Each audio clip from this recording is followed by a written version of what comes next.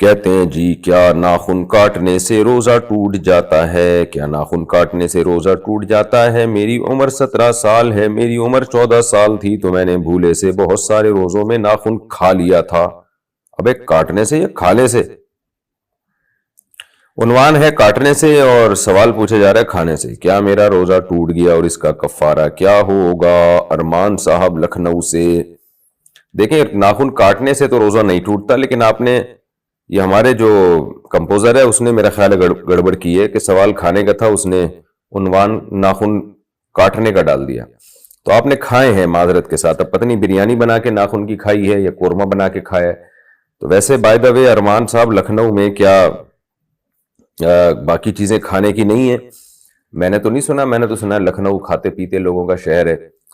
تو بہرحال اب تو آپ نے کھا لیا، لیکن آئندہ آپ ناخنوں کے علاوہ بہت ساری چیزیں لکھنؤ میں اچھی ملتی ہیں۔ ہمارے بھی کچھ جان پہچان والے لکھنؤ میں ہیں، میں ان سے فون کر کے معلوم کروں گا، انشاءاللہ وہ آپ کو ہوٹل بتائیں گے اچھے اچھے۔ وہاں ناخنوں کے علاوہ بہت مزے مزے کی چیزیں ملتی ہیں، وہ کھایا کریں آپ۔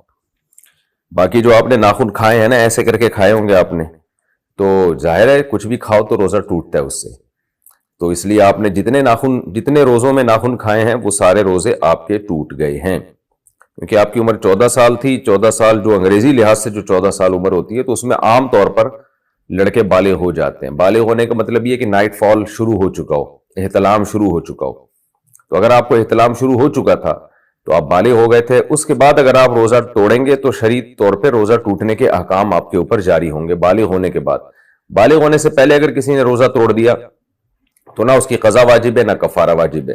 تو چونکہ بالغ ہونے کے بعد بظاہر ایسا ہی لگتا ہے 14 سال عمر تھی آپ نے توڑ دی تھے، ناخن کھا لیے تھے آپ نے، تو روزہ ٹوٹ گیا۔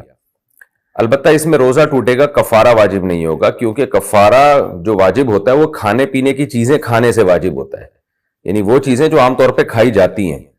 کسی نے کھانا کھا لیا، پانی پی لیا یا دوا کھا لی، کوئی میڈیسن کھا لی بلا ضرورت، تو اس سے روزہ ٹوٹتا ہے اور 60 روزوں کا کفارہ واجب ہوتا ہے۔ ناخن چونکہ کھانے کی چیز نہیں ہے، لہذا اگر آپ نے ناخن کھا لیا تو اس سے روزہ تو ٹوٹے گا لیکن کفارہ واجب نہیں ہوگا۔ تو آپ اندازہ لگائیں آپ نے کتنے ناخنوں کو کھایا ہے، اور میں تو حیران ہو رہا ہوں۔ خیر کتنے روزوں میں ناخن کھائے ہوں گے تو اندازے سے اتنے روزے آپ قضا کر لیں، آپ کفارہ لازم نہیں ہے۔ اشراق کا وقت کتنے منٹ بعد شروع ہوتا ہے؟ اشراق کی نماز طلوع آفتاب سے کتنے منٹ بعد پڑھنی چاہیے؟ 10 منٹ بعد یا 20 منٹ بعد؟ نعمان شیخ انڈیا سے۔ دیکھیں طلوع شمس کے وقت نماز پڑھنا منع ہے جب تک اچھی طرح بلند نہ ہو جائے۔